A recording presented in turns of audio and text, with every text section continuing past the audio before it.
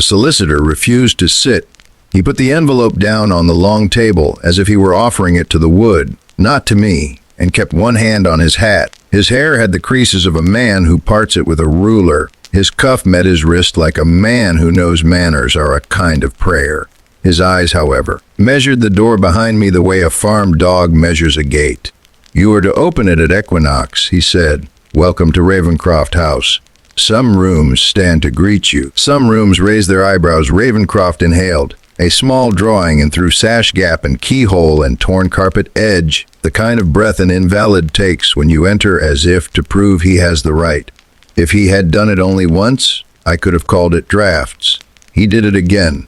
On the third breath, the house held it. The seal on the envelope was black wax and ugly with purpose, a bird stamped deep, beak caught on a ring. The hand was my great-aunt's, Magdalene, who had outlived her brothers by hiding her pulse between pages. She wrote as people build fences, slat, slat, slat.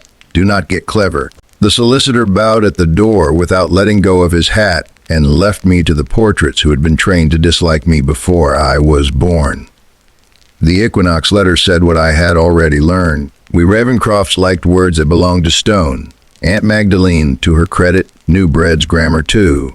For my successor, she wrote, "We are called door because the family prefers stone's vocabulary. You will learn other words. Bread on the east sill in October. Salt under the threshold on the first frost.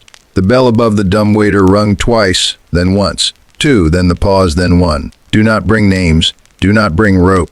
Stop nothing." Under the letter lay a ledger I had not asked for and could not deny. Auseldidum MSNTS 1797-1911, with an extra column any decent English bookkeeper would call ridiculous OF Orion GS.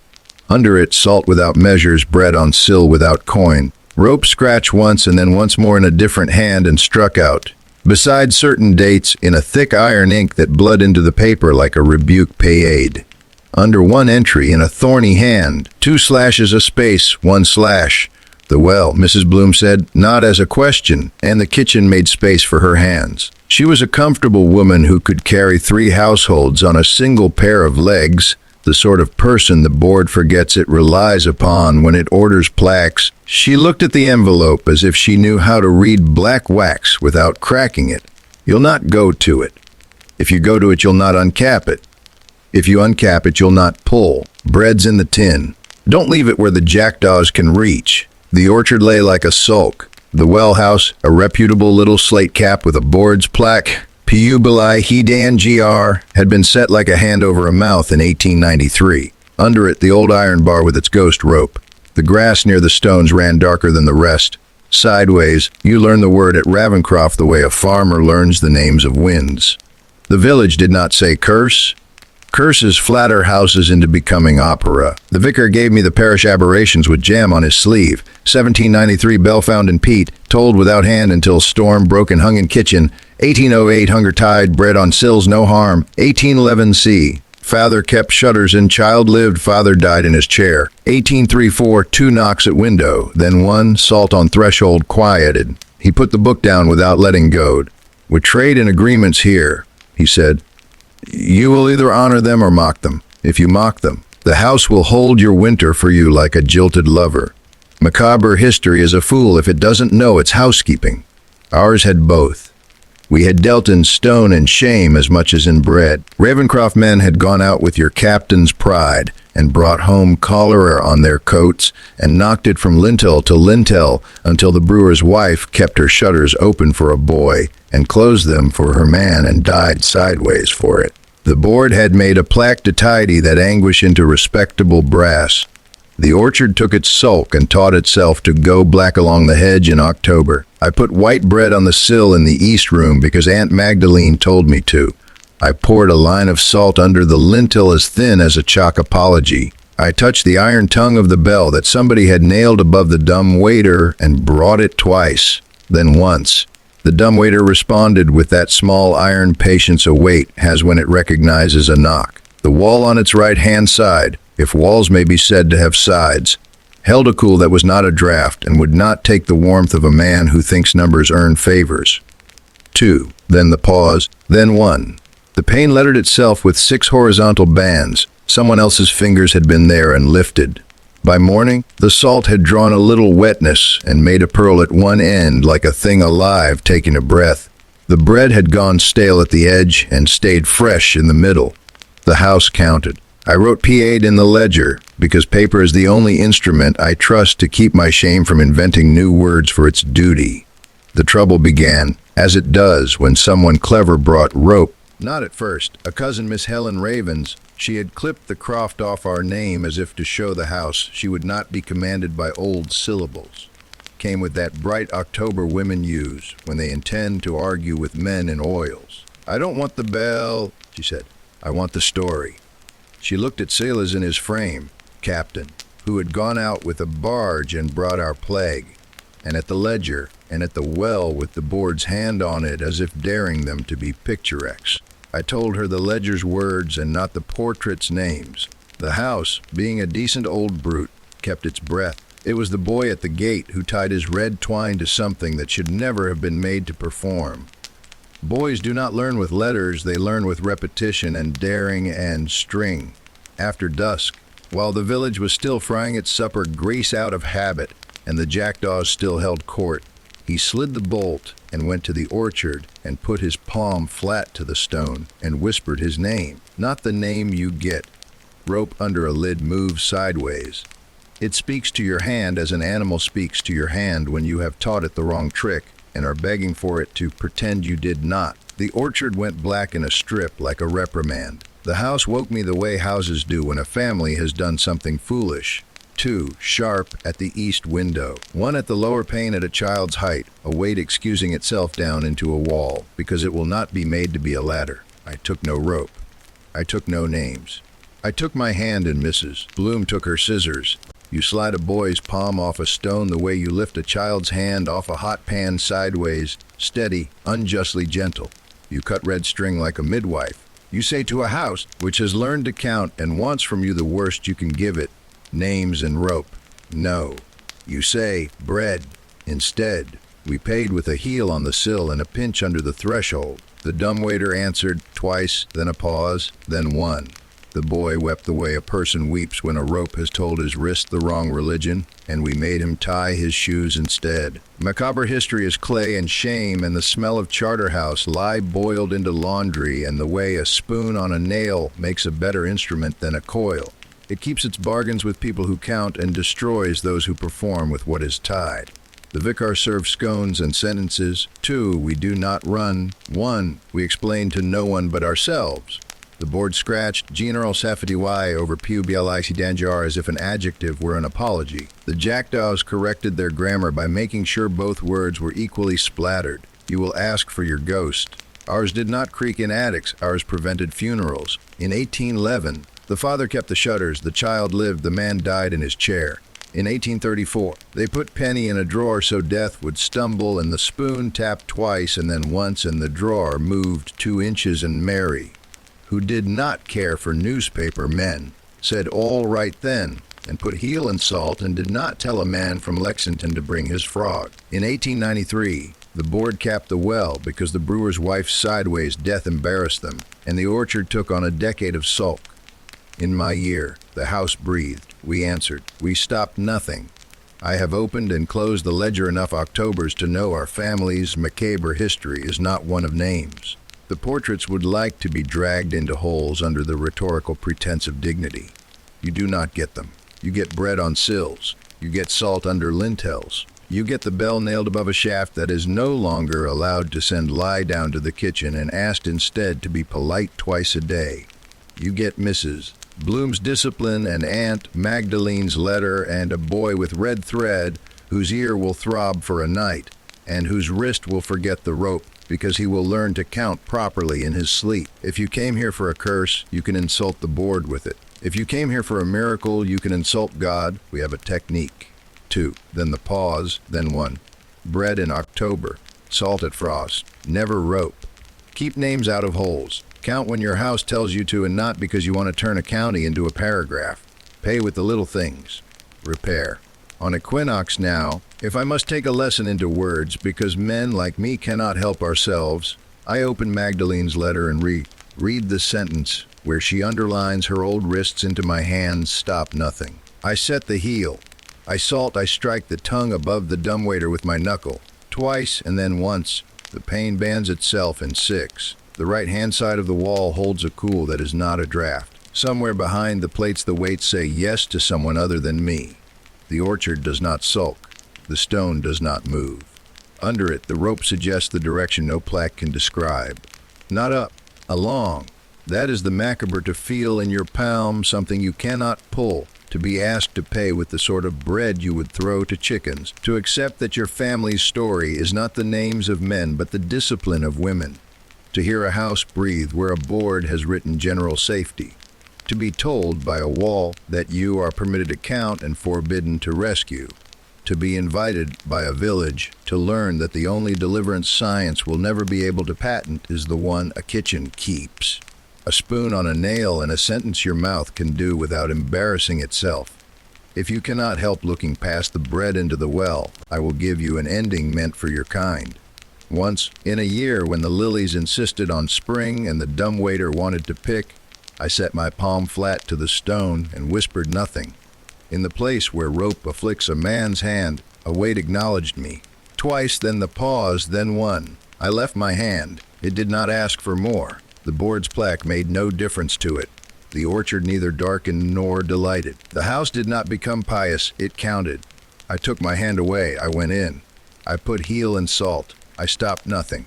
The house held its winter and let me keep my breath for mine. That is our macabre history, not antlers or blood, not Latin or thunder.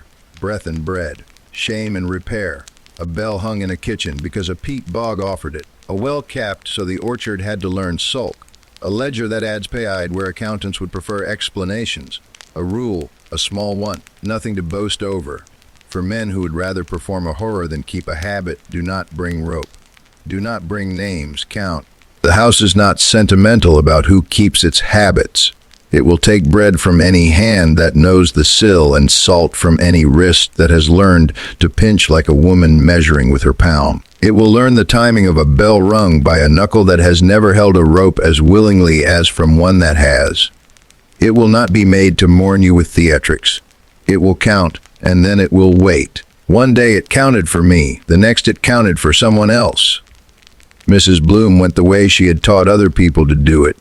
Between the first frost and the second, with the salt jar put in its proper place and the dish towel hung straight. She left 3 instructions on the inside of a cake tin, because she had learned from Aunt Magdalene that tins are where a house agrees to keep its secret orders.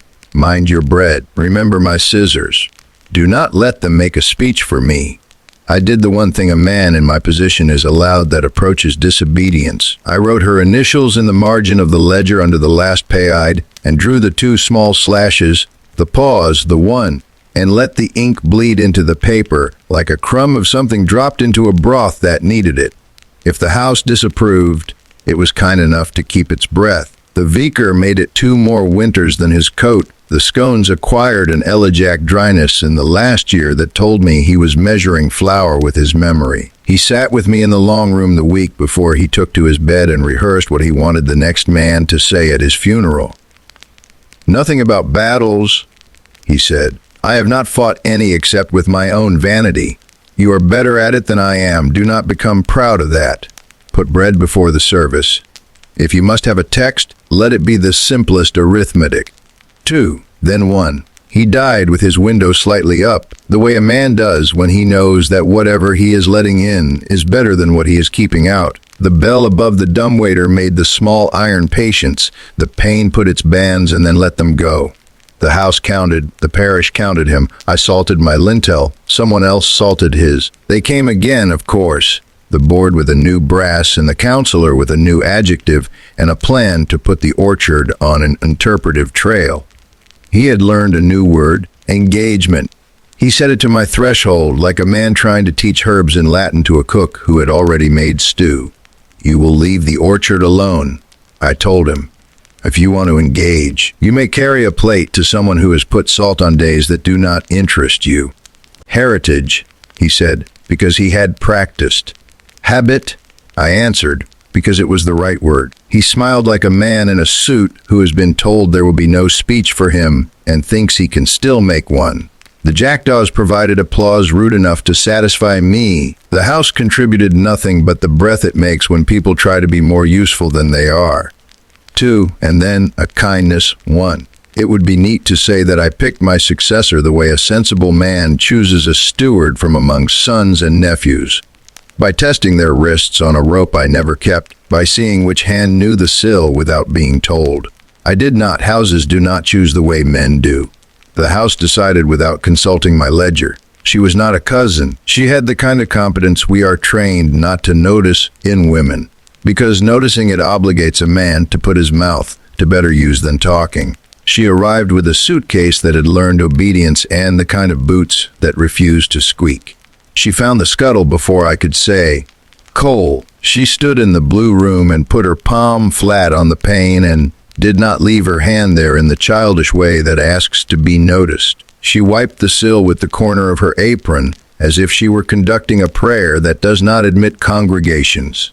I had no right to ask her to learn my house's habits, and the house did not ask. It counted for her. Twice at the pane.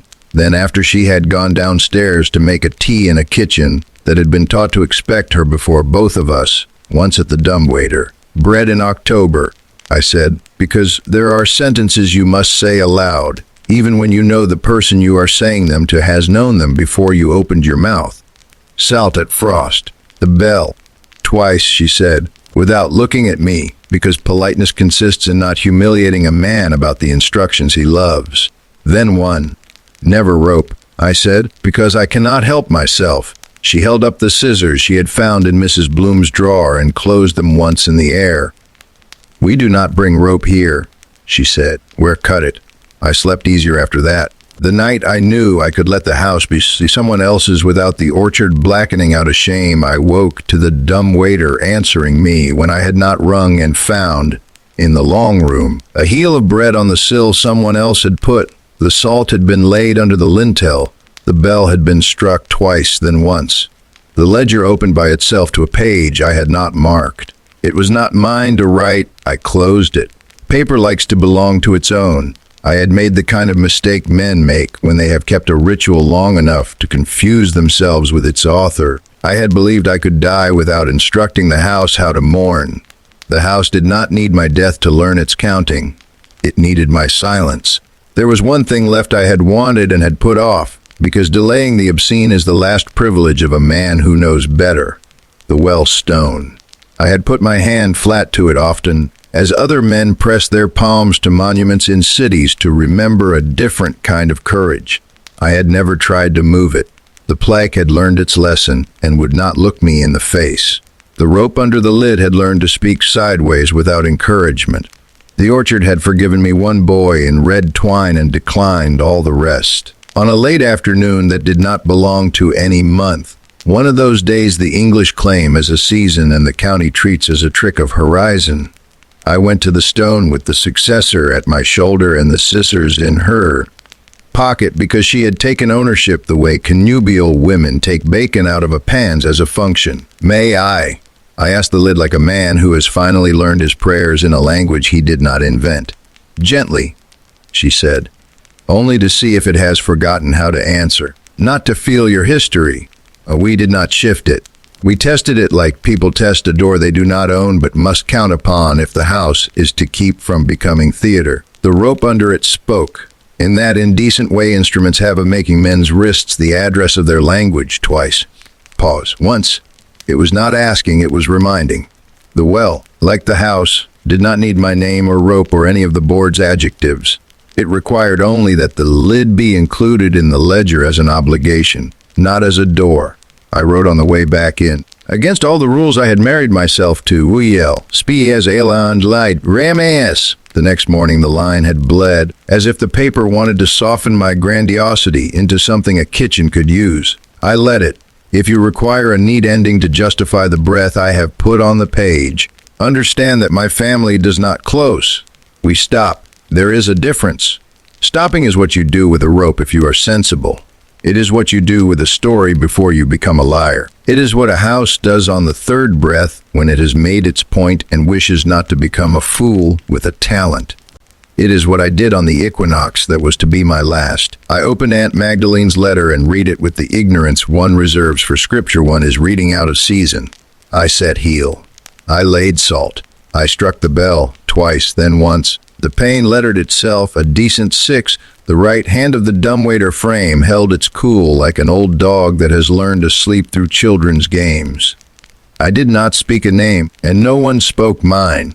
I hung the spoon, not because my house and yours are interlined, but because you never know, on the nearest nail. It made no sound and pleased me with its manners. I closed the ledger. There was a new hand on the next page. The solicitor came one last time, hat respectfully in hand. He put an envelope on the table that did not contain a letter so much as a receipt. "The board wishes you to know," he said this without letting his face's sense of humor show, "that they have reworded their plaque but will not re-cite it. Heritage has preferences." It was meant to aggravate me. It did not. I was busy counting. The house breathed. 2, then the pause, then 1. I paid. The rest is for someone else. If you have come this far for a diagnosis, you have acquired the wrong book. If you have come for a chastisement, you have come late. The orchard has dealt all those out. If you have come for a technique, you have learned it even if you do not admit it. Bread in October, salt on frost, bell twice, then once, no rope, no names. Stop nothing. If there is one courtesy I can extend beyond my long room, it will be to tell you that the macabre is only the word we write when we have not yet learned to be punctual. You have a kitchen. You can be punctual. Hang a spoon. Nail the nail where your wife will not hear it. Set your heel when the year turns. Salt as if your door were something you were proud to have. Cover your glass when necessary. Put your hand on wood because it will outlast your vocabulary. If anything knocks, count. If it does not, count anyway. If you must write it down, do so for your own table. When the successor set her heel in October and salted and struck the tongue and made the house polite for her, the orchard did none of the board's drama. It was itself. I saluted it by not saluting. I went up to the long room and covered the portrait of Silas with a cloth I had found in the linen press, because the last kindness a man can show to his ancestors is to deny them the theater they think they deserve. I sat. I counted. 2. Pause. 1. The house breathed. And when, at last, it did the thing a house does when it has decided you are done, the third breath not coming, the ledger closing itself as if wind had learned to read, the pane losing its 6 lines as if the hand that made them had been given bread.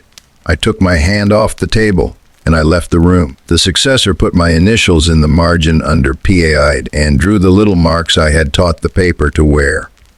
The bell in the kitchen made its iron patience, and the boy with the red twine, now a man whose wrists knew ambulances and not holes, tied his shoes at the door before he went into his own night. Somewhere under a plaque, a rope shifted along and not up. A jackdaw stole a crumb and took it to a tree that held its leaves past when board's calendars expect. The village did not embarrass itself by asking for miracles. The board had its plaque. We kept our bread.